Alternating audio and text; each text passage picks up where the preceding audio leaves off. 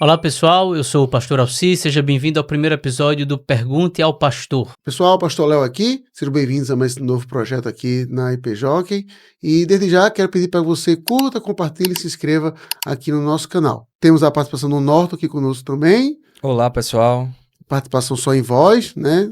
Exatamente. E vai ver sua cara feia, só a nossa. É melhor, né, pastor? Eu subscrevo, tá bom? Só a E ele voz da consciência aí pra vocês. E ele vai estar fazendo aí a pergunta da semana aí pra gente estar respondendo. Qual é a pergunta, Norton? Gente, a primeira pergunta do Pergunte ao Pastor é a seguinte: qual a relação de Deus hoje com o povo de Israel? Assunto bem pertinente, né? Quando a gente tá gravando na semana passada, teve aquele ataque do Irã e tudo. Aí Já em resposta... Exato, tudo que né? aconteceu desde outubro, né? Então, desde outubro aí a gente tem visto muita coisa, né? Sobre até mesmo muito antissemitismo e por aí vai. Então, o ponto é, sempre que isso acontece, a igreja costuma ficar um pouco empolvorosa, né? Assim, e agora, e isso, e aquilo, como é que vai ser? Mas tentando, sendo objetivo aqui, Alci, o que seria o relacionamento de Deus para com Israel hoje? Como é que a gente vê isso? Eu vou começar com um aforismo, Certo? aí a gente desenvolve isso aí, tá? Bom, a gente geralmente diz assim, que o que a Escritura ensina é que no Antigo Testamento a Igreja de Deus era o Israel. Certo. E no Novo Testamento o Israel de Deus é a Igreja.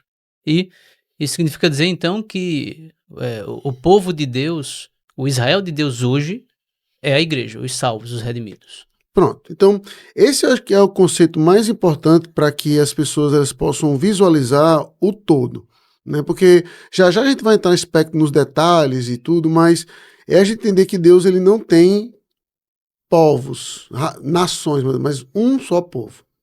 Um só povo. Então, ele tem um povo que a gente chama de igreja, né? A confissão de fé define a igreja como a comunidade dos que eram, são e serão eleitos do Senhor. Então, isso aí tira tempo, coloca já no futuro, tira a raça, tira a língua, tira tudo, tá? E então, Deus só tem um povo. Esse povo, na antiga aliança, ele era basicamente, não exclusivamente, mas basicamente restrito ao povo de Israel. Quando chega na nova aliança, a gente vai ver, por exemplo, o clássico texto lá de Atos, né, serem minhas testemunhas. Aí a gente vai ver o progresso ali do evangelho, né, em Jerusalém, dessa Maria, com fins da terra. Tá? E aí, finalmente, quando chega em Atos 10, que é a primeira conversão ali, gentílica, né, com Pedro pregando. E, dito isso, a gente vai ver esse avanço. Mas a questão permanece hoje, a pessoa diz assim, mas pastor, tudo bem, eu entendo que Deus só tem um povo. Eu entendo que eu sou a igreja hoje. Mas Deus não tem um propósito especial para Israel, não. Ou seja, Deus assim não tem um projeto reservado para ele, eles não têm algo mais assim para que Deus tome conta ou para que a gente possa ficar vigiando lá, não. Essa pergunta se torna até bem pertinente. Não sei se tu acompanhaste um debate que houve aí na internet de pastores batistas, calvinistas Não, e até não. presbiterianos, justamente debatendo isso. O Salmo 122 Certo. seria uma oração que a gente deve fazer pelo Israel atual, eu vou até afunilar, pelo Estado de Israel, de modo que é de fato pertinente porque houve isso, né? Não é só uma questão como a gente escuta na igreja. Na igreja, inevitavelmente alguém vai dizer, Jesus está voltando, olha aí a guerra, mais um rumor de guerra, coisa do tipo. De fato, então, o que é que a Bíblia ensina a esse respeito? Você já colocou aí sobre a mesa o ponto. A promessa dada a Abraão envolvia todas as nações, no sentido de que em Abraão as famílias da terra, todas as nações da terra seriam abençoadas, né? Então Abraão, que não era nenhum, tecnicamente falando, hebreu, um judeu, correto? Ele é o pai dessa promessa que seria uma promessa derramada sobre todos aqueles que teriam não a raça, mas a fé de Abraão.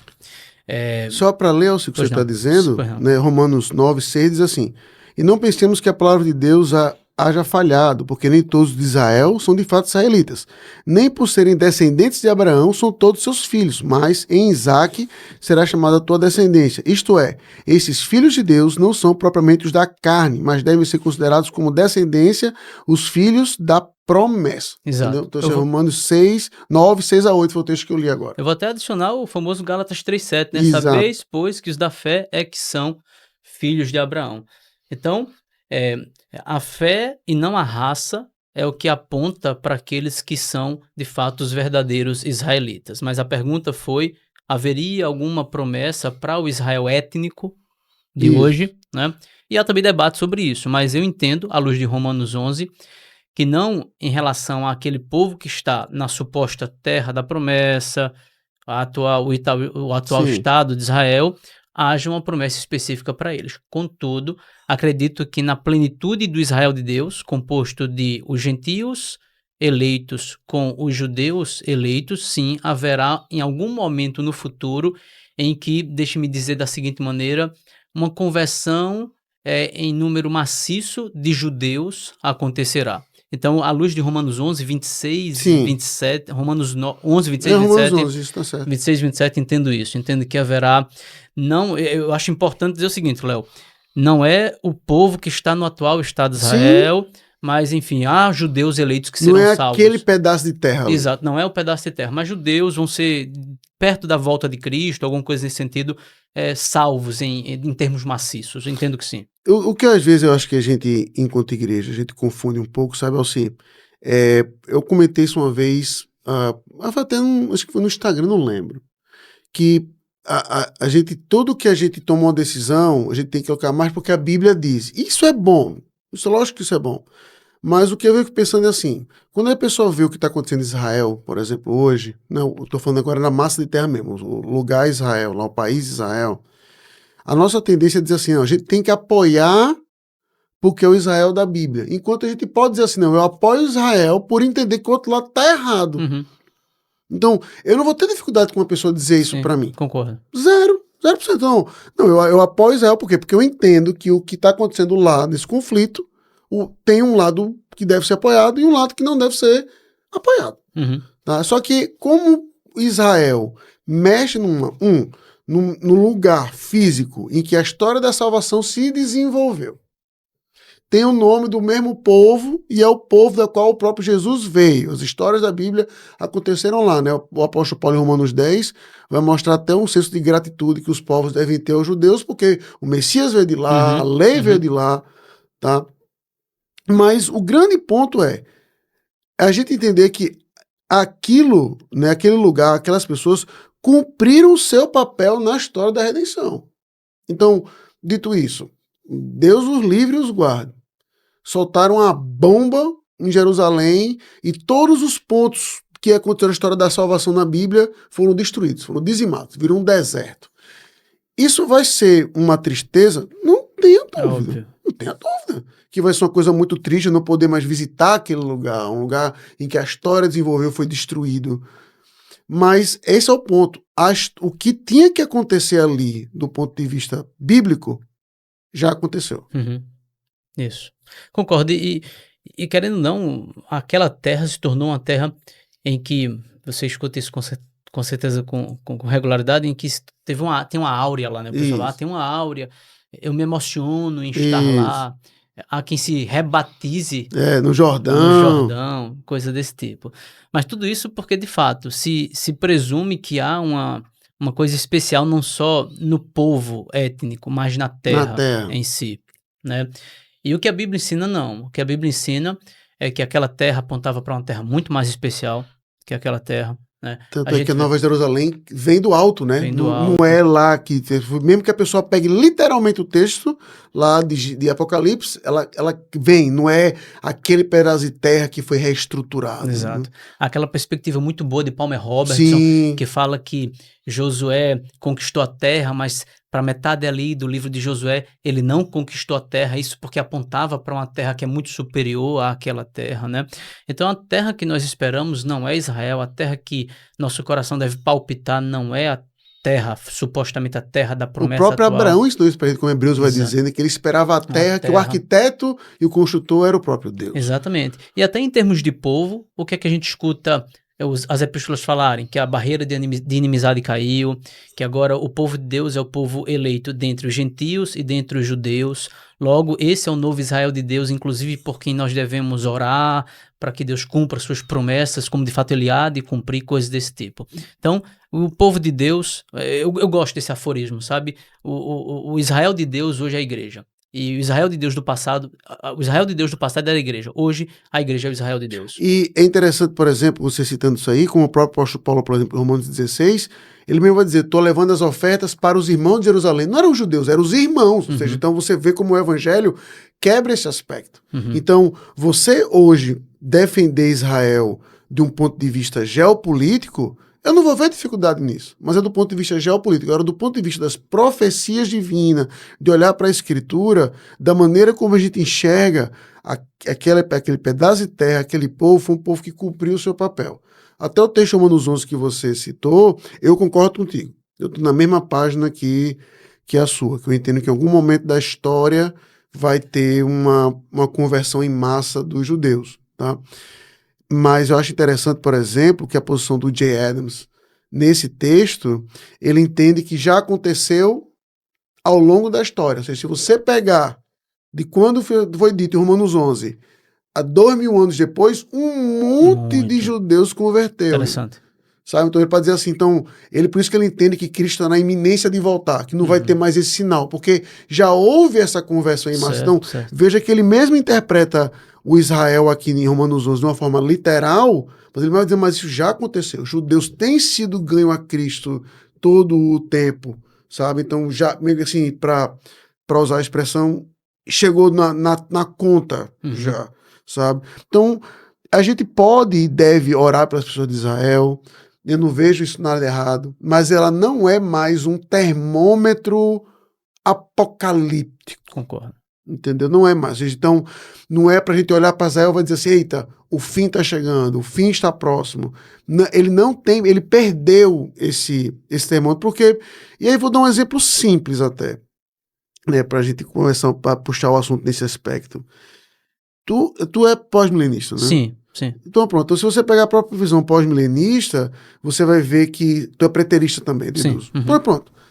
É justamente o 70, né? Quando olha ali para 70, quando você vai ver Flávio Joséfo, ele está descrevendo o Apocalipse. Exatamente.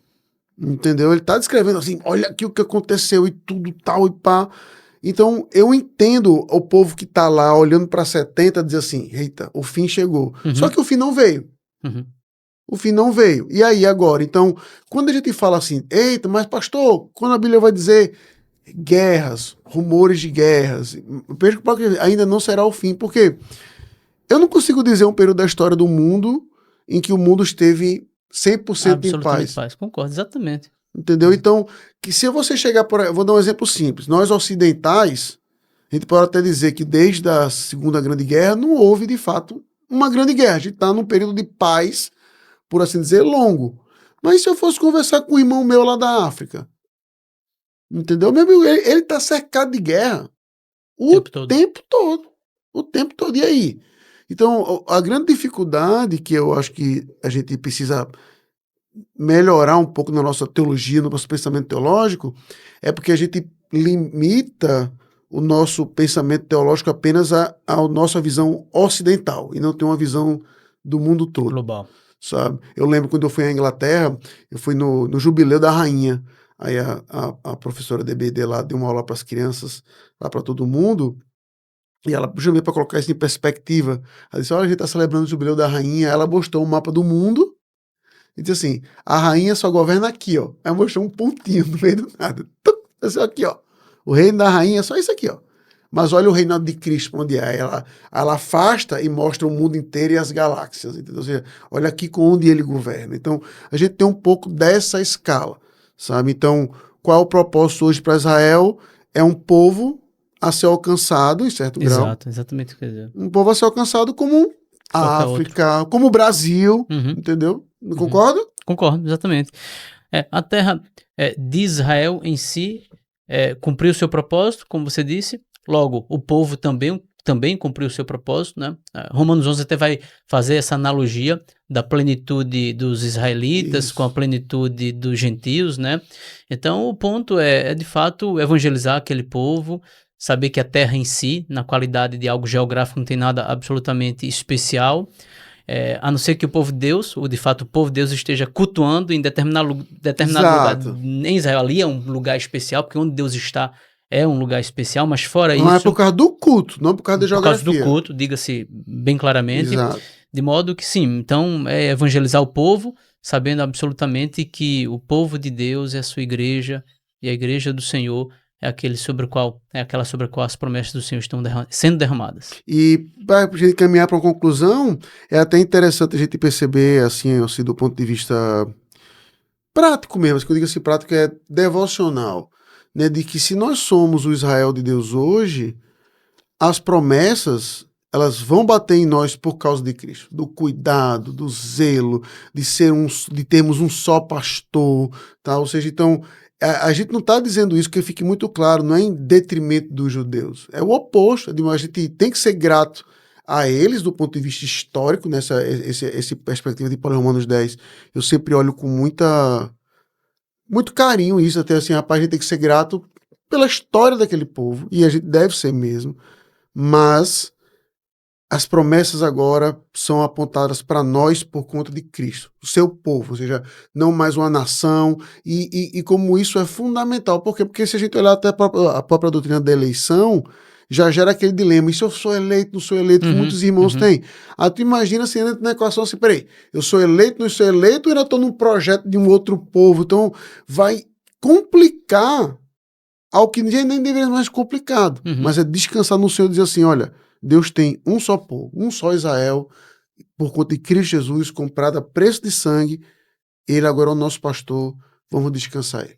Eu acredito que foi isso que fez Paulo, deixa-me dizer da seguinte maneira, explodir em emoção, o finalzinho de Romanos 11, né? Sim. Ele saiu raciocinando, aí quando ele entende essa perspectiva, aí ele diz, Romanos 11 do 33 ao 36, né? Você tá aberto tá aí? Aqui, ó, a profundidade da riqueza, tanto da sabedoria como do conhecimento de Deus. Quão insondáveis são os seus juízos e quão inescrutáveis os seus caminhos. Quem, pois, conheceu a mente do Senhor, ou quem foi seu conselheiro, ou quem primeiro deu a ele para que ele venha a ser restituído. Porque dele, por meio dele, para ele, são todas as coisas, a ele, pois, a glória eternamente. Amém.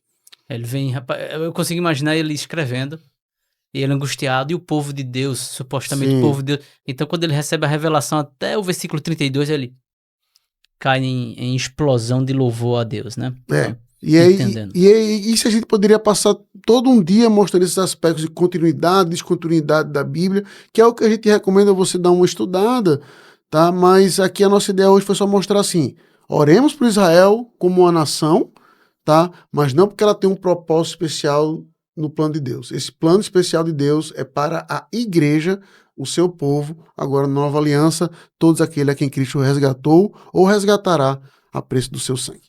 Amém. Tá bom? Amém. Então, continue deixando suas perguntas aí na caixinha de perguntas do Instagram, aqui no comentário, aqui no YouTube. Siga, compartilhe, subscreva-se no canal, inscreva-se no canal, tá? E até mais. Alci?